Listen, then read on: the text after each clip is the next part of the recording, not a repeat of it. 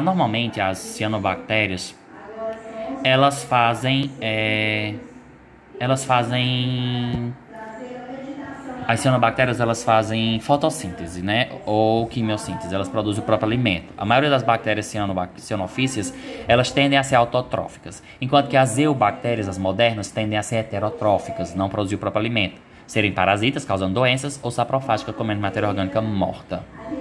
Né? A gente pode ver aqui a estrutura básica de cianobactéria, né? De cianofícia. Veja, ela tem membrana plasmática, tem citoplasma, ribossomos, membrana fotossintética, né? Ela chama membrana fotossintética que vai fazer a fotossíntese. Tem parede celular, ela tem várias coisas que a outra bactéria também tem.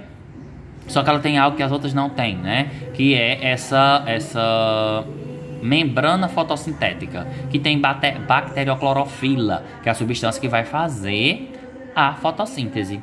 Então ela tem isso que as eubactérias não têm, né? Essa membrana fotossintética para fazer a fotossíntese, porque elas produzem o próprio alimento, certo?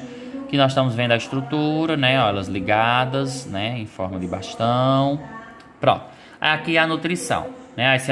As cianofícias ou cianobactérias, elas são autotróficas, né? Elas produzem o próprio alimento, elas fazem fotossíntese e elas fazem fotossíntese igual as plantas, né? A gente viu que as bactérias comuns, elas podem fazer fotossíntese, mas não é igual às plantas, porque lá elas substituem a água pelo ácido sulfúrico. As cianobactérias fazem fotossíntese igual às plantas. Elas usam gás carbônico, água, energia da luz do sol, produzindo açúcar e oxigênio, igual às plantas. Então acredita que foi dessas bactérias que surgiram as algas, que depois deu origem às plantas. Então as plantas, as algas vieram das cianobactérias. Já nós animais, os fungos, viemos das bactérias, as eubactérias, aquelas heterotróficas que não produzem seu próprio alimento. Na evolução, né? Como é a reprodução das cianobactérias? A grande maioria, ela se reproduz de maneira assexuada, né, por bipartição ou cisparidade. A célula divide em duas.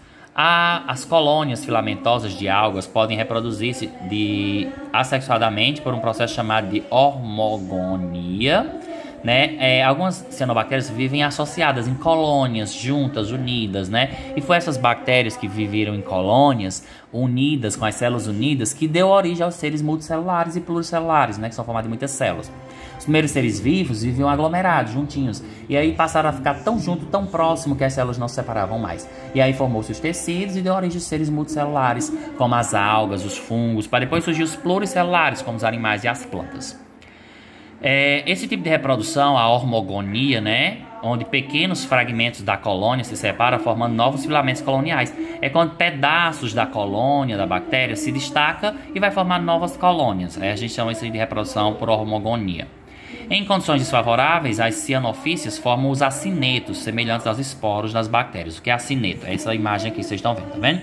Por exemplo, se não tiver condição favorável, não tem água, não tem alimento, a bactéria não tem como ela viver, ela vai se transformar no acineto. Essa bactéria, ela vai pegar todo o seu material genético, guardar dentro de uma bolsinha, ela vai morrer e essa bolsinha vai ficar guardando seu material genético. Essa bolsinha a gente chama de acinetos. Os acinetos são como os esporos das bactérias e eubactérias, como os esporos dos fungos, dos protozoários, que ficam na terra. A gente pode associar esporo a uma semente. Por exemplo, as plantas liberam as sementes que ficam no solo, na terra, e quando chove, quando vem o inverno, aí essas sementes brotam e formam as novas plantas. Né? Quando é no tempo do inverno, a gente vê o mata-pasto, um monte de plantas que nascem. De onde vêm essas plantas? Onde estavam essas plantas? As sementes estavam na terra, no solo. Né? O solo da caatinga, que é o nosso bioma, o solo, a terra da caatinga é rico em sementes, né? Em germen. A gente chama de germen. Não germes, que são seres causadores de doença, mas germen, né? Com M no final, germen. Que são o quê? Grupos de sementes que existem no solo. Que quando chove, essas sementes brotam e nasce o mata-pasto, a grama, todas as plantas que são sazonais, que só nascem no período do inverno. Então, as bactérias, os protozoários, os fungos também liberam tipo sementinhas, né? Não são sementes, porque a semente é uma estrutura muito evoluída, muito organizada, multicelulares, formada de muitas células, pluricelular, só encontrado nas plantas. Né? Esses esporos que as bactérias produzem são coisas mais simples que uma célula, mas que elas deixam no solo, na terra, para quando chover, voltar às condições favoráveis, elas eclodem e formam novas bactérias. É como se fossem sementinhas que vão dar origem a novas bactérias. É o que a gente chama de mormaço, né? Os pais da gente dizem, menino, não toma banho nas primeiras chuvas que tem um mormaço. O que é o mormaço? Quando as primeiras chuvas, as primeiras águas batem no solo, na terra, né, no chão, esses esporos de bactérias, de protozoários, né, de fungos, vão começar a germinar para produzir novas bactérias, novos fungos, novos protozoários. Então, quando você respira o mormaço, né, aquela poeirinha que sobe da terra nas primeiras chuvas, você está respirando um monte de acineto, de esporos, de bactérias, de protozoários, de fungos. É por isso que a gente gripa, que a gente fica doente, porque você está respirando um monte de sementinhas que vão dar origem a um monte de bactéria dentro de você, dentro do seu pulmão. E essas bactérias vão começar a comer você por dentro, né, comer suas células. Então, o mormaço não é nada mais do que os acinetos, os esporos das bactérias que estão eclodindo para formar novas bactérias, porque agora tem chuva, tem água, tem condições favoráveis para sobreviver. Então as cianobactérias produzem os acinetos, certo?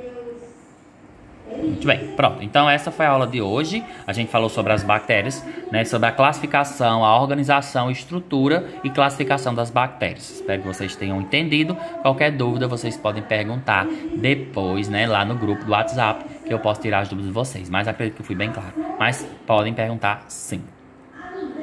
Tchau.